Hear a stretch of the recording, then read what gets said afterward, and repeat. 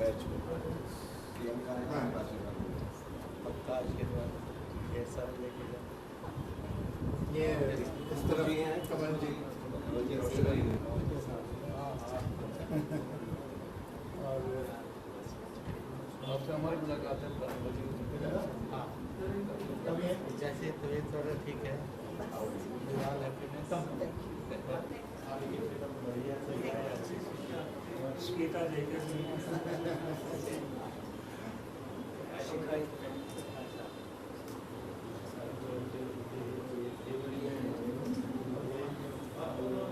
Second lead में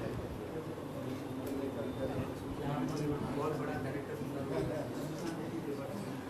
तो जाने वाले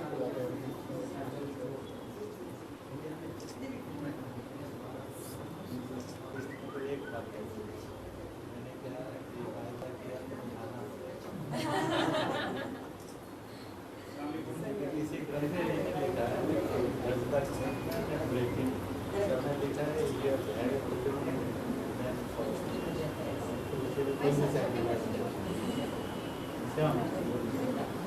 वैसे दूसरा डायलॉग मैंने बोला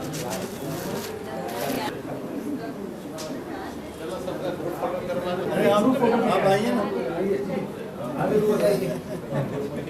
जी इसको और भी अपने कर लीजिए कुछ बैठ कर भी एसोसिएट हो सकते हाँ तो शर्माना जाएगा आइए आइए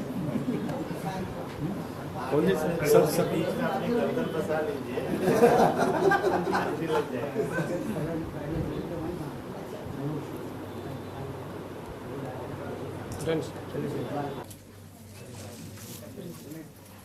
ये खड़े हो जाइए आ जाएंगे सर सामने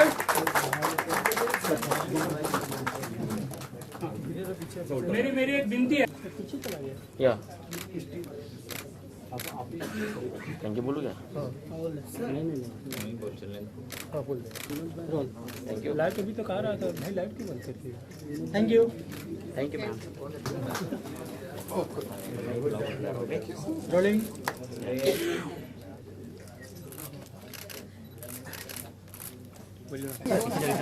अभी ये पुस्तक हाथ में ले लीजिए सो दैट भाई पीछे आओ फ्रेम नहीं मिल रहा चलो भाई थोड़ा पीछे आ जाओ पीछे आ जाओ पीछे ले लीजिए और चलो ना पीछे चलो विनोद भाई तुम्हारा लाइट मेरा लाइट है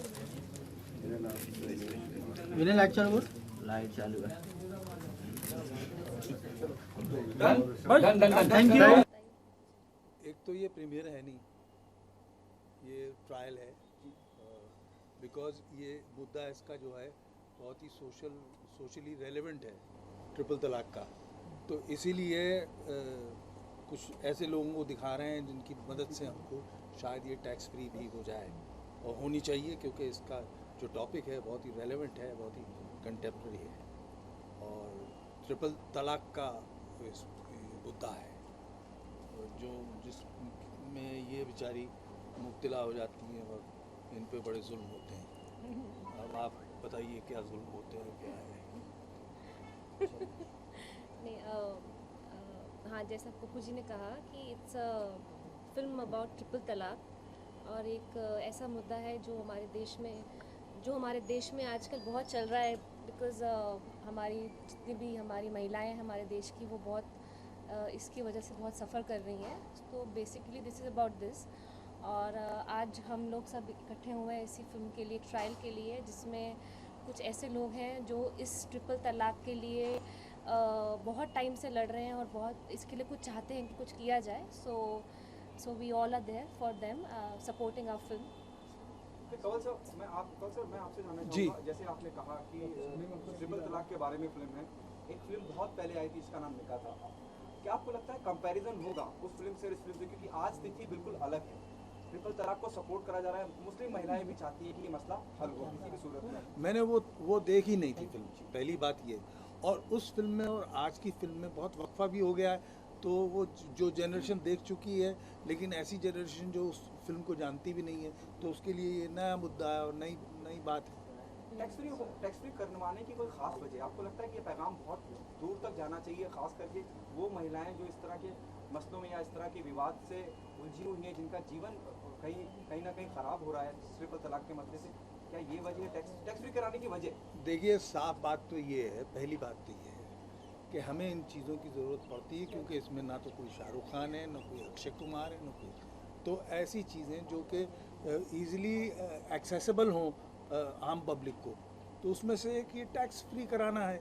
तो जितने लोग ज़्यादा ऐसे देख सकेंगे, इस बात को समझेंगे और बात को आगे पुश करेंगे।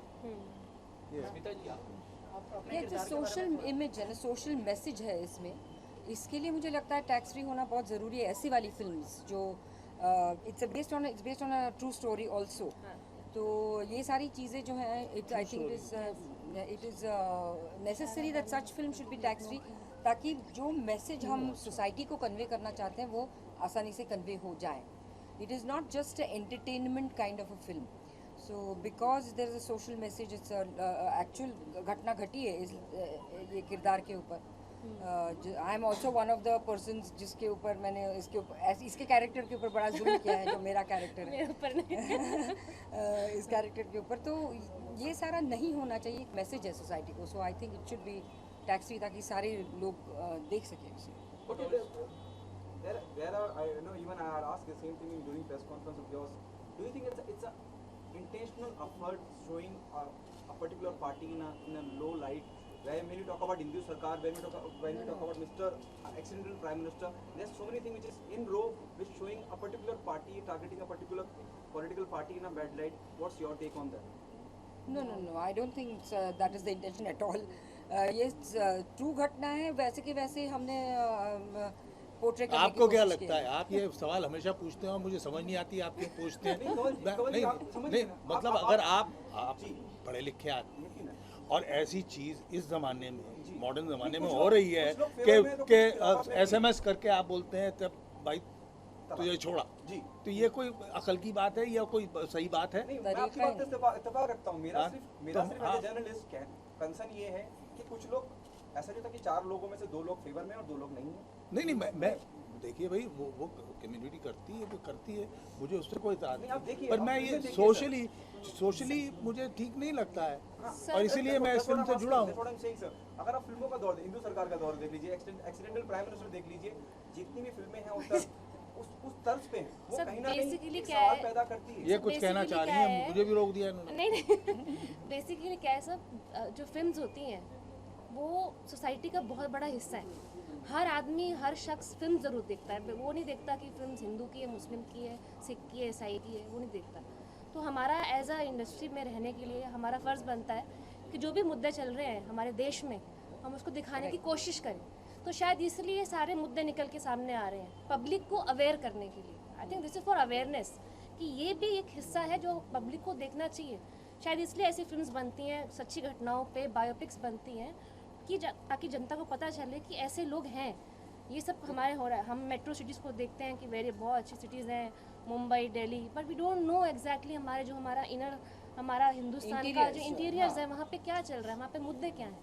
तो because of that we are trying, everybody in industry हमारी ट्राई कर रहे हैं, मीडिया वाले, कि हम लोग इन फिल्म्स को बनाएं, लोगों को दिखाएं। So I think this is main reasons जो आपको ऐसा लग रहा है कि ये फिल्म्स बनाई जा रही हैं, पर किसी पार्टी के लिए, किसी को खुश करने के लिए नहीं है। There is no partiality about it at all. जो और ले टंडन जी जैसे आदमी है, इस वजह से तो बनाएंगे, किसी को खुश करने के लिए नहीं है, बट यस, कोई फॉर अवेयरनेस। दिल में लगी, उन्होंने फिल्म बना दिया। बहुत ही सेंसिटिव मुद्दा है और आप वो खुद किरदार निभाने वाली है, तो किरदार को लेकर क्या प्रिपरेशन की थी आपने, और जब आपने किरदार निभा लिया है तो क्या फील कर रही है आप उस किरदार को लेकर? ऐसा कुछ प्रिपेयर नहीं किया, बिकॉज लेक जी ने सब कुछ प्रिपेयर करके रखा था पहले से। लेक जी इस फिल्म पे पिछले 6 साल से काम कर रहे थे, जब इस मुद्दे पे देश पे बात शुरू भी नहीं हुई थी। He was working, because I think उन्होंने कुछ ऐसे एग्जाम्पल्स देखे होंगे जब ये चल रहा होगा। सो ही वॉज राइटिंग, और वो इस फिल्म के तह तक पहुँच चुके थे, मतलब इस कैरेक्टर तक। तो मेरी मदद उन्होंने ये की कि मुझे उस कैरेक्टर को पहचानने में, उसको निभाने में पूरी कोशिश की। मुझे एक एक चीज़ बताई कि this is what it is, you know, ये सब हो रहा है, that is you have to feel, and we worked really hard. हमने सब लोगों ने बहुत अच्छे से कोशिश की है कि हम वो पर्दे पे लेकर आएँ, लोगों को बताएं कि ये एक ऐसा मुद्दा है, एक ऐसा हिस्सा है कि हमको जिसके लिए सोचना चाहिए. We should think about it, everybody should think about it, और हमें एक स्ट्रॉन्ग स्टेप लेना चाहिए. This is what it is. Release कब तक होगी, किस तरह से एक्सपेक्ट कर सकते हैं? और ऑडियंस को कुछ कहना चाहेंगे आप हमारे माध्यम से? नहीं, आपके माध्यम से यही है कि भाई आके देखें और इस फिल्म को आगे बढ़ाएं, इस मुद्दे को आगे बढ़ाएं. Yeah, and take a learning from the film. It is just to a message convey किया है. It's not a commercially kind of a जो डांस वांस जो होते हैं फिल्मों में कमर्शियल एंगल वो नहीं है. It's a very realistic angle to the whole thing. Yes. So Thank you. इसके बारे में थोड़ा सा परिचय अपना ये दें, ब्रीफ करें हमारे दर्शकों को. नमस्कार, मेरा नाम सुरेश प्रेमवती बिश्नोई. मैं मेरी मदर का नाम साथ लगाता हूँ क्योंकि मेरा अस्तित्व मेरी माँ से है. सबका अस्तित्व सबकी माँ से. ये छोटा सा मेरा ब्रीफ है और मैं इस जो हमारी जो फिल्म है फिर उसी मोड़ पर तलाक, मैं इसमें को राइटर और को डायरेक्टर की हैसियत से लेख टंडन जी के साथ बिगिनिंग से ही जुड़ा रहा. वैसे मेरा करियर भी लेख जी के साथ ही शुरू हुआ है. बाकी आज का ये जो इवेंट है इसमें हमारे इंद्रेश जी जो RSS महाराष्ट्र के चीफ हैं वो आए हुए हैं फिल्म को देखने, और कुछ हमारे मुस्लिम संगठन भी हैं जो फिल्म को देखना चाह रहे हैं. और बेसिकली ये फिल्म ट्रिपल तलाक पे बेस्ड है. और एक ऐसी औरत की कहानी है कि आपको थोड़ा प्रेस विज्ञप्ति भी मिल जाएगी. एक ऐसी औरत की कहानी है जिसको एक ही बार में 3 बार तलाक बोल के उसको इमीडिएटली एक झटके से घर से बाहर कर दिया जाता है. तो उसके साथ क्या गुजरती है एक्चुअली, वो सारे इस फिल्म के उसमें दिखाए गए हैं. और होनी चाहिए फिल्म, या फिर जिस तरह का मुद्दा है फिल्म का, क्या कहना चाहेंगे उस बारे में?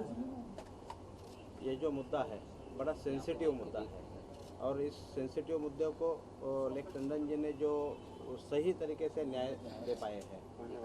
हमें ऐसा लगता है कि ये फिल्म हर समाज के हर तबके तक जाना चाहिए.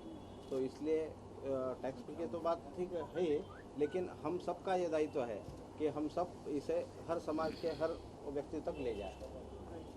सर, आपसे जानना चाहेंगे, क्या कुछ कहना चाहेंगे? फिल्म आपने देखा, कितना प्रभावित किया फिल्म, और लगता है आपको कि हाँ दिल को इसने टच किया फिल्म, और टैक्स फ्री होना चाहिए, क्या कुछ कहना?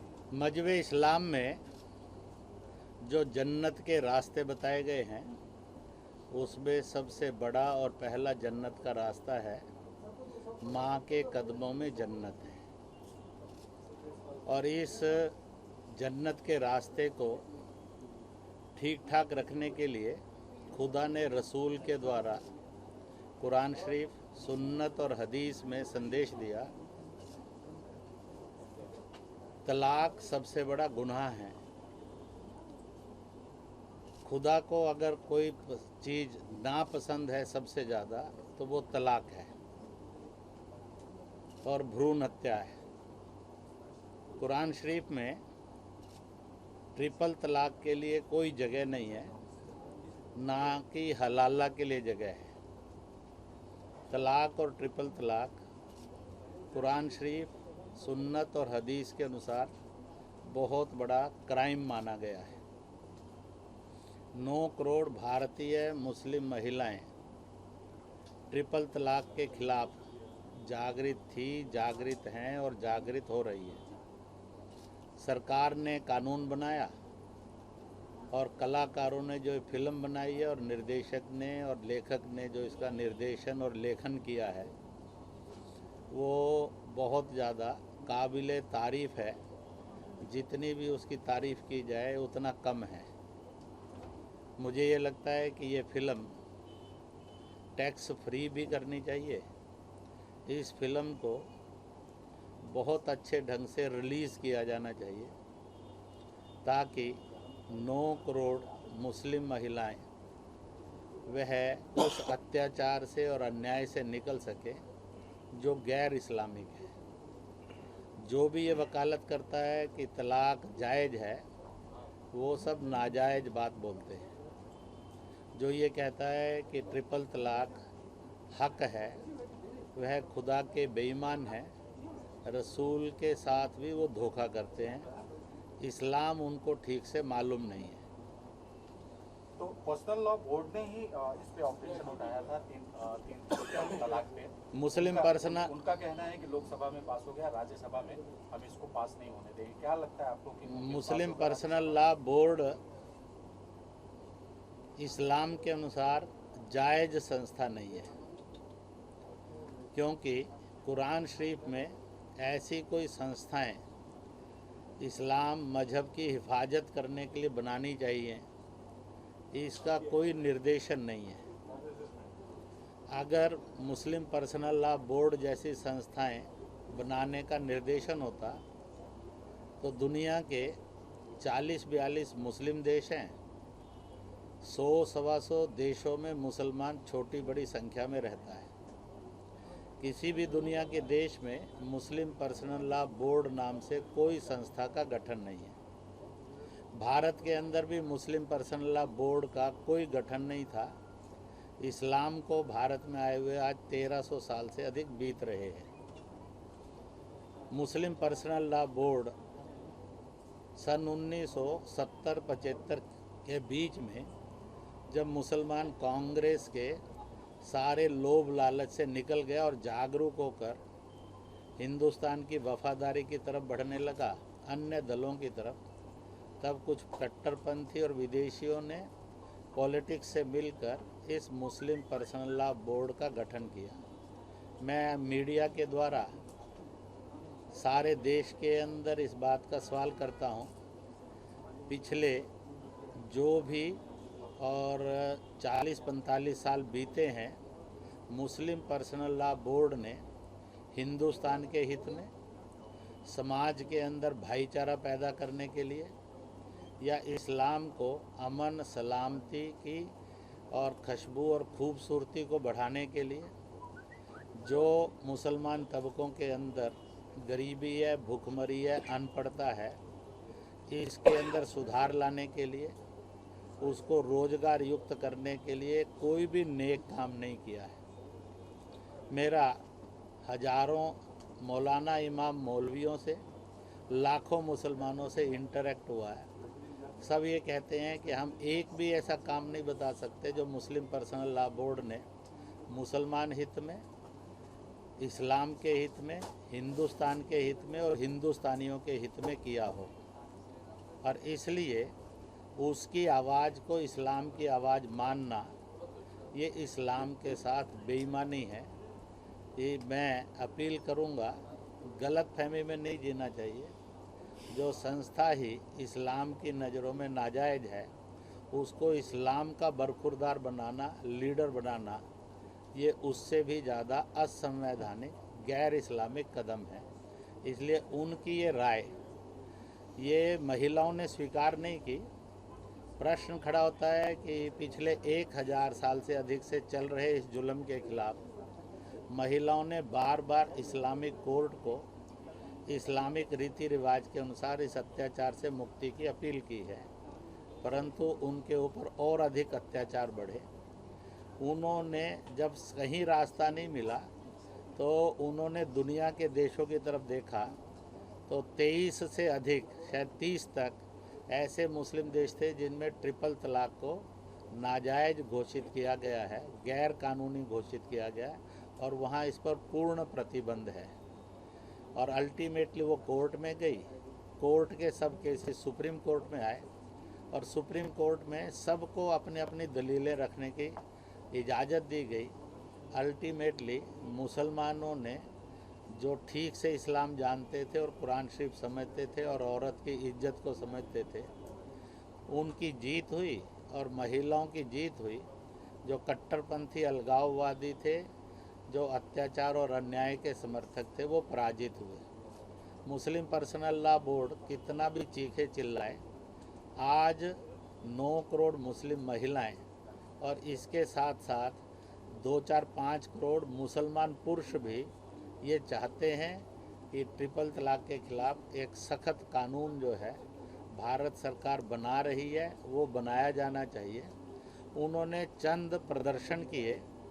आश्चर्य ये है कि जो उन्होंने 8-10 प्रदर्शन किए, वो प्रदर्शन अगर आप उन मुस्लिम महिलाओं से पूछेंगे कि आप किसके लिए आई, तो वो सब जियारतों के लिए बुलाई गई थी कि जियारत करवाने के लिए लेकर जाएंगे। उसमें कुछ मोखटे खड़े करके और उन्होंने ट्रिपल तलाक के कानून के खिलाफ आवाज़ उठाई। मैं प्रेस से ये कहूँगा, जब ऐसी बेईमान आवाज़ उठती है, शैतान के रूप में आवाज़ उठती है, उसमें छुपे हुए शैतान को भी वो सामने प्रकट करेंगे तो मुसलमान गुमराह नहीं होगा, देश सकते में नहीं आएगा। इसलिए लोकसभा में बन गया है, राज्यसभा में बनना चाहिए। मुझे ये लगता है चंद महिलाओं को, 9 करोड़ मुस्लिम महिलाओं को प्रतिनिधि नहीं कह सकते, जो हजारों लाखों पीड़ित महिलाएं हैं उनको कह सकते हैं। इसलिए मैंने मौलाना इमाम मौलवियों को और मुस्लिम लीडरों को अपील की है कि अच्छा ये है कि आप ऐसी तलाक पीड़ित महिलाओं के वेलफेयर के लिए आगे बढ़ें, उनके बच्चों के वेलफेयर के लिए आगे बढ़ें। मैं 2 पॉइंट उसको सुझाता हूँ और इस फिल्म के साथ भी उनको जोड़ा जा सकता है तो जोड़ना चाहिए। एक, आज ज़कात निकलेगी। ये भारत में इस समय 8,000 करोड़ से अधिक की ज़कात आती है, इस साल और बढ़ेगी। और मुझे ये लगता है कि ये करना चाहिए कि हर मस्जिद से और दरगाह से और हर मुस्लिम संस्था से ये आवाज़ आनी चाहिए। ऐसी तलाक पीड़ित महिलाओं के ज़िंदगी सुधारने के लिए पेंशन शुरू करेंगे। मैंने सुना है कि मुस्लिम राष्ट्रीय मंच और अन्य संस्थाओं ने तलाक पीड़ित महिला पेंशन योजना प्रारंभ की है, जो 10 साल तक उनको हर महीने पेंशन देंगे। और उन्होंने 80-100 महिलाओं को प्रारंभ भी कर दिया है। अपील की है कि लोग उनको दें ताकि समाज को ज़्यादा से ज़्यादा सर्व किया जा सके। उनका भविष्य रौंदा नहीं जाए किसी के पैरों के नीचे, वो भी एक सुंदर भविष्य के साथ खड़े हों। तो इसलिए दूसरी योजना है बच्चों की शिक्षा सहायता योजना। उनको ड्रेस दें, बस्ता दें, कॉपी किताब पेन दें। जिस स्कूल में पढ़ने के लिए जाएंगे वहाँ की फ़ीस की व्यवस्था करें ताकि उनको एक सुंदर भविष्य मिले। मैं अभी 1 महीना पहले पूना में था, वहाँ पर एक बाल कल्याण, क्योंकि वो अनाथालय कहलाता था, तो मैंने उनको कहा कि अनाथालयों के नाम बदलने चाहिए। उनको बाल कल्याण, बाल सुधार, बाल सक्षम गृह के रूप में प्रतिष्ठित करना चाहिए। उनको कब तक अनाथ बनाकर रखना ये अच्छा नहीं है। और वहाँ 70 बच्चों को और वहाँ की 2-3 मुस्लिम संस्थाओं ने राष्ट्रीय मंच के नेतृत्व में उनको बस्ता दिया, किताबें दी, कॉपियाँ दी, ज्योमेट्री बॉक्स दिया, ड्रेस वगैरह का भी उन्होंने कहा वायदा करेंगे। तो आज 1000-2000 बच्चों को ऐसा मिलने लगा है। मैं इस फिल्म में से ये अपील करूँगा कि यह भी एक सुधार का कदम उठाया जाए। नारी को स्वावलंबन मिले, बच्चों को सुंदर भविष्य मिले। तलाक गुनाह था, गुनाह है और गुनाह रहेगा। ये कभी भी जन्नत का रास्ता ना था, ना है, ना होगा। ये जन्नुम का रास्ता है, जन्नुम का रास्ता रहेगा और जन्नुम ही भेजेगा।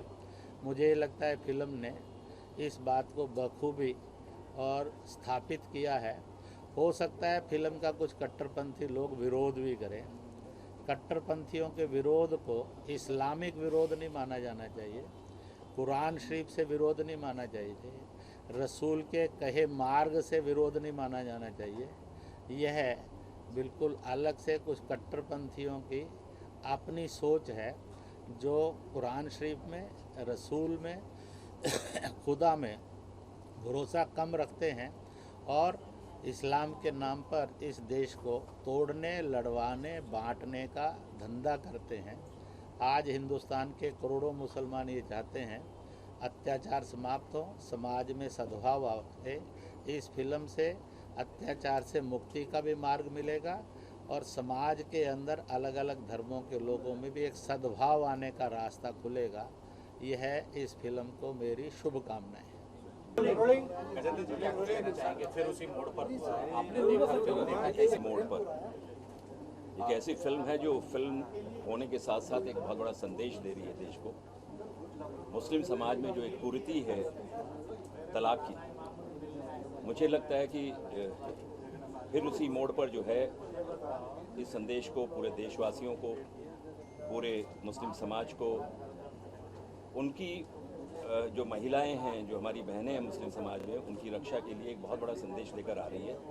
मैं अपनी शुभकामनाएं देता हूं कि फिल्म बहुत चले, और बड़ा सौभाग्य का दिन है कि माननीय इंद्रेश जी के हाथों जो है जिस फिल्म का प्रीमियर शो हुआ है, मेरी शुभकामनाएं हैं प्रोड्यूसर को, वाजपेयी साहब को, और तमाम यूनिट के जितने भी कलाकार हैं, उन्होंने बहुत बेहतरीन काम किया है। कंवलजीत साहब हैं, गोविंद नामदेव है, दूसरे जितने भी कलाकार हैं, जीविदा ने बहुत अच्छा काम किया है। तो मैं अपनी शुभकामनाएं देता हूं, और मुझे लगता है कि डेफिनेटली फिल्म बहुत चलेगी और बहुत पसंद आएगी। जी मैडम, आप क्या कहना चाहेंगे? जी मैं ये किरदार को लेकर जी मैं सबसे पहले ये कहना चाहती हूँ कि मैं कोई भी पॉलिटिकल पार्टी से अफिलिएशन मेरा नहीं है, और मैं ये कहना चाहती हूँ कि ये बहुत ही अच्छी फिल्म बनी है। I want to congratulate all the filmmakers, all the actors and all the people involved in making this film. It's a very good film. और ट्रिपल तलाक जो है, इंस्टेंट ट्रिपल तलाक जो है, वो बिल्कुल कुरान शरीफ में नहीं है, कोई भी ऑथेंटिक हदीसेस में नहीं है, और कोई भी फ़िक़ा में नहीं है।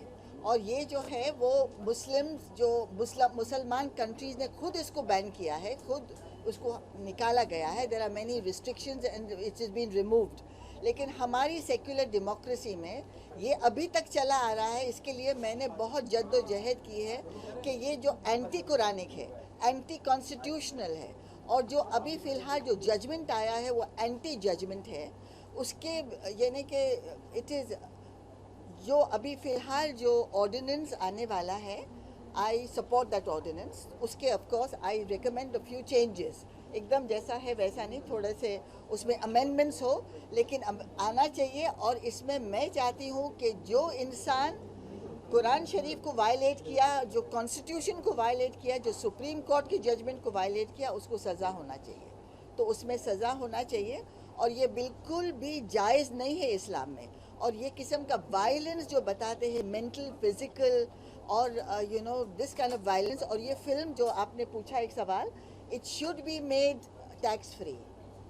और ये सबको दिखाना है कि इस्लाम does not teach such inhuman and violent behavior from a man. Islam does not teach patriarchy and misogyny जो practice होती आ रही है, और जो unfortunately has come within our system, इसको निकाल देना चाहिए। और इसके लिए I congratulate all those people and the government that has been involved. हालांकि I do not belong to a political party. I want to be very clear on that. और I think that this film will run very well. It should be shown nationally and internationally. और सब महिला, you see, I fight for the cause of all women. So ये Muslim women के खिलाफ है. Violence is against many women in the country, all women in the country. अलग अलग forms की violence होती है। इस किस्म की डाउरी डेथ से लड़कियों को जलाया जाता है, रेप किया जाता है। अभी आप देखिए जो रेप से which is on the rise. ये सब चीज़ों के खिलाफ इस किस्म की फिल्म्स बने तो हिंदुस्तान का नाम ऊंचा हो, और हिंदुस्तान की सभ्यता, यू नो, उसकी मर्यादा जो सचमुच में है, और जो रिलीजन और इस्लाम की मर्यादा है वो भी पूरी हो। Thank you very much. सबसे पहले तो आप सब लोगों को नमस्कार।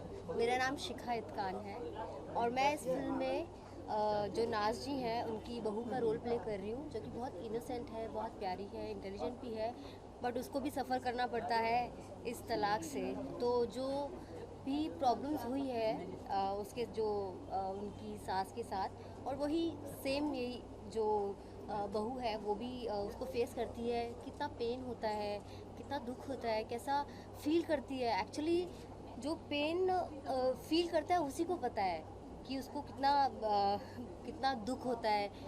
लोग सब देखते हैं, जो तलाक दे देते हैं सिर्फ वो देखते हैं। तो मैं बस यही कहना चाहूँगी कि ऐसा ना हो, क्योंकि मैं हमेशा से कहती हूँ रिश्ते बहुत प्यारे होते हैं, बहुत नाजुक होते हैं, उन्हें संभाल के रखना, सहज के रखना बहुत ज़रूरी है। ये बने रहते हैं तो बहुत अच्छा लगता है। कैसा रहा केमिस्ट्री? ऑल बड़े बड़े दिग्गज कलाकार इसमें, नामदेव जी हैं, पप्पू जी हैं, कैसा रहा एक्सपीरियंस उनके साथ? मेरा उनके साथ एक्सपीरियंस बहुत ही अच्छा रहा, because this is my first movie and I am very excited अभी तक हूँ। और तो काफ़ी अच्छा रहा, काफ़ी कोऑपरेटिव है, सब लोगों ने मुझे बहुत सपोर्ट किया, मेरे को एक्टर्स ने, सभी ने मुझे अच्छे से खुलकर काम करने दिया। और सबसे बड़ी बात मैं बोलूँगी, जो लेख जी थे जिन्होंने मुझे चूज़ किया इस फिल्म के लिए, और मैंने पूरे दिल से काम किया है, वो तो आप देखेंगे ही। और बहुत अच्छा लगा।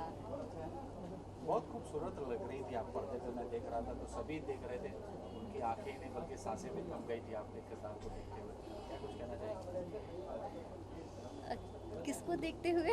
आपके किरदार, जब आप किरदार कर रही थी, वो सब मेकअप दादा का कमाल था। ऐसा भी कुछ नहीं है। अच्छा, कैसे कर पाई ये सब?